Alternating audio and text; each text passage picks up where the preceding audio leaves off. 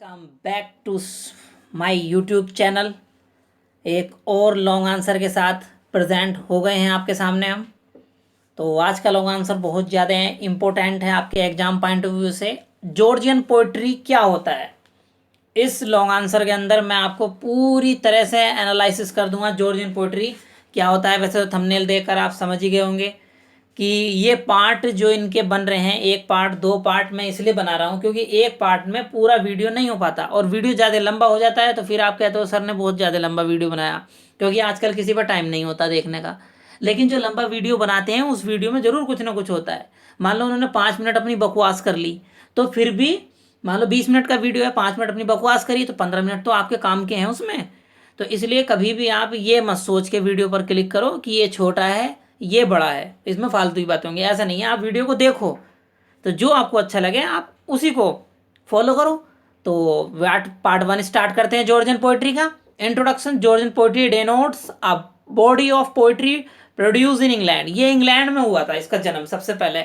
ये जो Georgian poetry है ना, सूचित करती है, डेनोट्स का मतलब सूचित करती है ए बॉडी ऑफ पोइट्री, मतलब पोइट्री का एक बॉडी होती है। कई सारे काव्य एक सा मतलब एक काव्य होता है, उसके अंदर बहुत सारे पोएट अपने रचना लिखते हैं, तब एक वो मोटी बुक तैयार होती है। ठीक है, वो ही ये जॉर्जियन पोइट्री है जो इंग्लैंड में हुई थी अर्ली 20th सेंचुरी, 20वीं शताब्दी के स्टार्टिंग में, बिटवीन 1912 एंड 1922। 1912 से 1922 की जो पोइट्री है वो जॉर्जियन पोइट्री है, ध्यान रखना। It is name after the Ryzen of king George V। इसका नाम किसके नाम पर है? आफ्टर द राइजन, जब जॉर्ज फिफ्थ का जो किंग जॉर्ज फिफ्थ का जो राज था वो हो गया था, उसके नाम के ऊपर इस पोइट्री का नाम दिया गया। हु वाज क्राउन, जिसने क्राउन पढ़ाया, जिसने मतलब राज करवाया, क्राउन करवाया। क्राउन मतलब सिंहासन पर जो बैठता है, जो जिसके सिर पर ताज होता है। तो ये जो जॉर्ज V थे, इन्होंने किसे मतलब क्राउन दिया था? एबेस क्रोम्बाई को इन 1910, 1910 में। अब आप सोचेंगे ये एबेस क्रोम्बाई कौन है, तो ये भी एक जो जॉर्जियन पोइट्री का राइटर है। ये भी स्पेशली मुख्य रूप से it refers to those poets who works appeared in a series of 5 anthologies. It is refer मतलब जो जॉर्जियन पोइट्री, रेफर्स मतलब बताता है, टू दोज पोएट उन कवियों के बारे में बताता है, हु वर्क जिन्होंने कार्य किया, अपीयर्ड प्रतीत हुए जिनका कार्य प्रतीत हुआ, इन a series of 5 anthologies. 5 anthologies की एक सीरीज थी। एंथोलॉजीज मतलब वो होता है जो एक संकलन होता है जिसमें कई सारे राइटर्स अपने लेख लिखकर प्रेजेंट करते हैं, तो वो एंथोलॉजीज होता है। टाइटल, उसका टाइटल दिया गया Georgian poetry, edit by Edward March. इसे एडिट किया था एडवर्ड मार्च ने। मान लो मैंने कोई लेख लिखा, किसी मेरे दोस्त ने लेख लिखा, आपने लेख लिया, सबने लेख लिखकर जिसके पास सबमिट करा वो होता है एडिट करने वाला। तो जिसका लेख उन्होंने एडिट किया वो था एडवर्ड मास। एडवर्ड मास ने इन सबको एडिट करके जॉर्जियन पोइट्री इसका नाम दिया। समझ गए? आगे चलते हैं। The first volume of anthologies, इस एंथोलॉजीज का जो फर्स्ट वॉल्यूम था केम आउट इन 1912। 1912 में मतलब अस्तित्व में आया। एंड पोएट इंक्लूडेड, पोएट जो कवि थे इंक्लूडेड हुए इन द वॉल्यूम। इस वॉल्यूम में जो पोएट थे कौन कौन थे?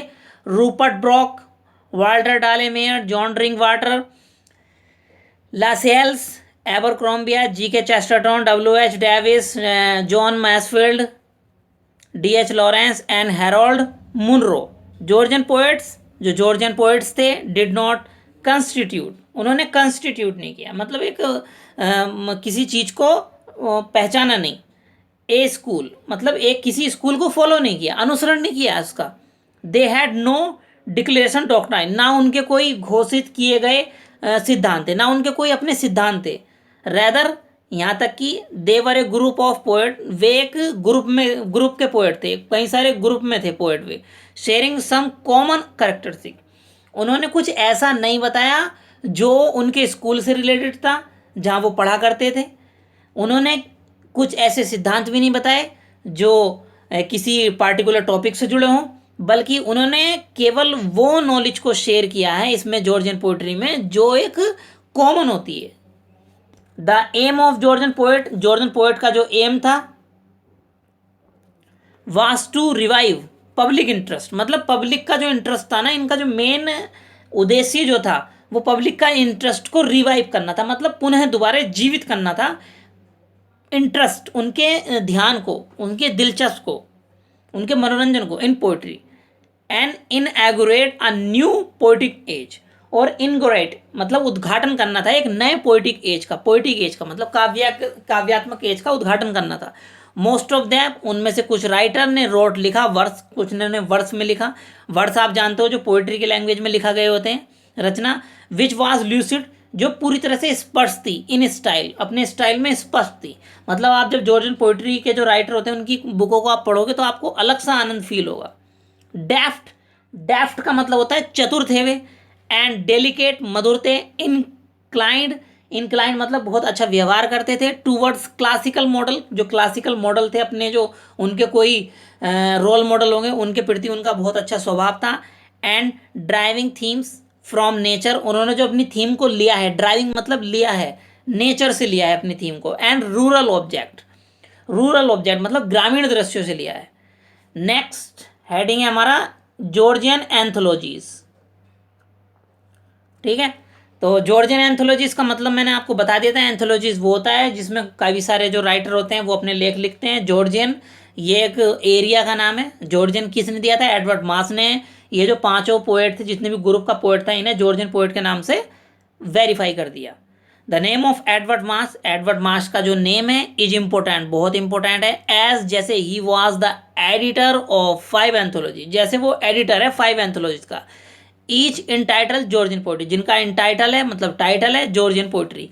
विच अपीयर्ड, जो प्रतीत हुई सक्सेसफुली, सफलता के रूप से, फ्रॉम 1912 टू 1922, 1912 से 1922 तक लिखी गई। The idea of bringing out, मतलब ये जो विचार था बाहर लाने का, सच बुक्स ऑफ पोइट्री, ऐसी काव्यगत किताबों का, was first mooted by poet Robert Brooke. Robert Brooke को फर्स्ट मोटेड किया गया। मोटिव का मतलब होता है, मतलब उन्हें फर्स्ट मोटेड किया गया। पहला जो जो आइडिया था वो सबसे पहले रॉबर्ट ब्रॉक के दिमाग में आया। इन ऑर्डर टू एराउज क्यूरियोसिटी, मतलब उत्सुकता को उठाने के लिए, and create public interest in poetry, public के इंटरेस्ट को पोएट्री में दिखाने के लिए। ब्रॉक ने प्रपोज किया टू राइट, लिखना, ए शेप ऑफ पोएम, मतलब एक गट्ठा, किताब पोएम का एक गट्ठा लिखना शुरू कर दिया हिमसेल्फ, अपने आप। बट किंतु to make it appear as a work of 12 different writers, 6 men and 6 women. उनकी जो पहली रचना थी जिसका नाम था 12 different writer, 6 men 6 women, all with the most convincing pseudonyms. इनकी पूरी बुक का नाम था ये। इसमें इन्होंने अपनी पब्लिश करनी शुरू करी।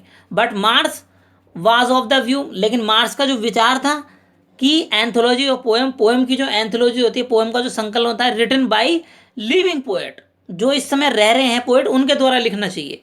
वुड बी बेटर प्रोपोजिशन, जिसकी जो प्रिपोजिशन होगी वो बेटर होगी, मतलब पहले उससे ज़्यादा अच्छी होगी जो ब्रॉक लिख रहा था।